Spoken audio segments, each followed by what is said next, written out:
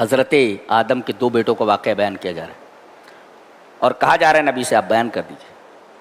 یہ واقعہ ہی نبی کے ذریعے کہلوانا اس بات کی دلیل ہے کہ نبی تو پڑھے لکھے نہیں ہیں, آپ امی ہیں. امی الذی لا یقرأ ولا یکتب, جو نہ پڑھ سکے اور جو نہ لکھ سکے. who can't read and can't write, جو نہ لکھ سکے نہ پڑھ سکے, that is called امی, اسے امی کہتے. جب آپ امی ہیں اور یہ واقعہ جو بڑی بڑی کتابوں میں موجود ہے وہ کیسے بیان کر سکتا ہے؟ اس واقعے کا بیان کرنا اس بات کی دلیل ہے کہ آپ سچے رسول ہیں. بہت پیارا واقعہ, بہت غور سے سنیے. دو بھائی ہیں, حضرت حابیل ہیں اور ان کا بڑا بھائی قابیل ہے. یہ حضرت آدم کے دو بیٹے. انہوں نے دونوں قربانی پیش کی. حابیل نے کون سی قربانی پیش کی؟ ایک بہت موٹا تازہ دمبا, اور اس نے یہ اصل میں بکریاں وغیرہ رکھتے تھے اور جانور وغیرہ پالتے تھے, تو انہوں نے ایک موٹا جو ہے بکرا یا اس طریقے سے ایک موٹا میڈھا اللہ کی راہ میں قربان کیا.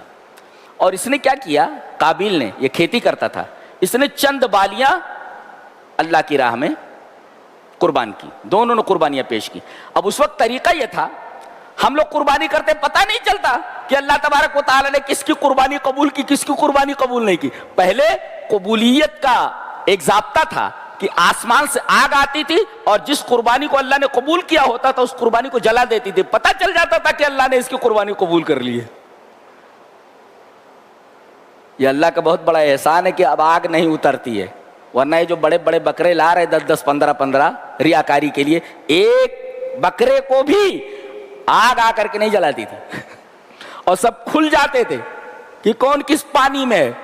کتنی بے عزتی ہوتی. یہ امت محمدیہ کے اوپر اللہ تبارک و تعالیٰ کا احسان ہے کہ آگ کا اتر کر کے قربانی کو جلا دینے کا جو قاعدہ تھا اس قاعدے کو اللہ نے منسوخ کر دیا.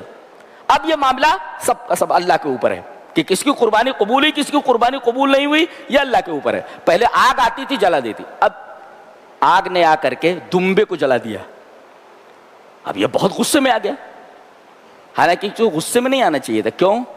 اس لیے کہ اس کی نیت میں خود فطور تھا. چند بالیاں لا کر کے اللہ کی راہ میں قربان کر دیے اس نے, اور انہوں نے حضرت حابیل نے بہترین دمبا لا کر کے اللہ کی راہ میں قربان کیا.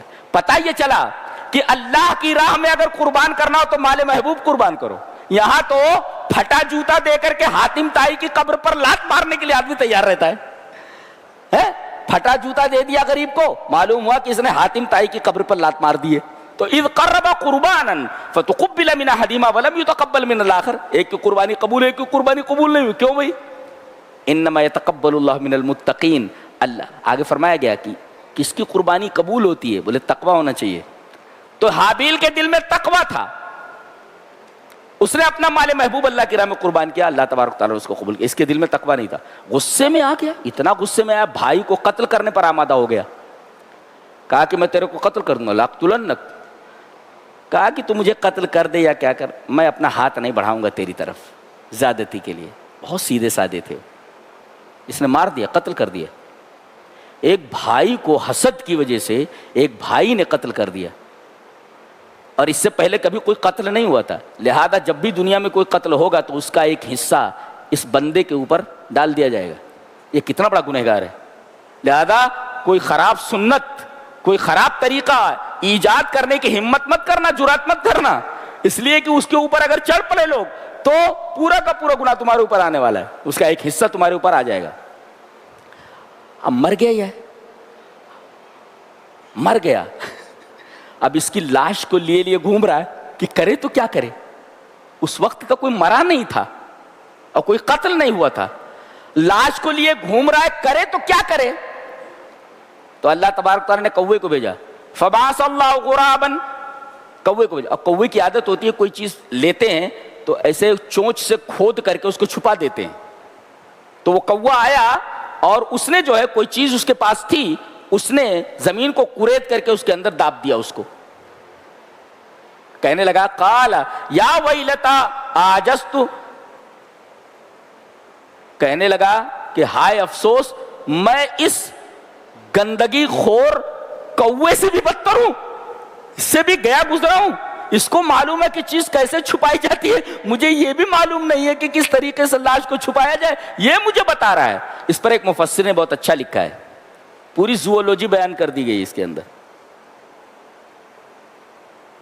تعلم ممن حولک، تم صرف استاذ ہی سے مت سیکھو بلکہ اپنے ارد گرد ہر چیز سے سیکھو، یہاں تک کہ کوے سے بھی اگر کچھ سیکھنے کو مل رہا ہے تو سیکھ لو. دیکھو پرندہ ہے، پوری زوولوجی کی بنیاد فراہم کر دی گئی. گویا پرندوں کے اوپر ریسرچ کر کے دیکھو، پرندوں کے اوپر ریسرچ، پوری زوولوجی بیان کر دی گئی اس میں، اس کی بنیاد فراہم کر دی گئی. کوے سے بھی سیکھو. اور کوے جیسے جانور کو بھی معلوم ہے کہ مردے کو جلایا نہیں جاتا بلکہ اسے دفن کیا جاتا ہے. یہ فطرت ہے، یہ فطرت ہے. کوے کو بھی معلوم ہے، انسانوں کو معلوم نہیں.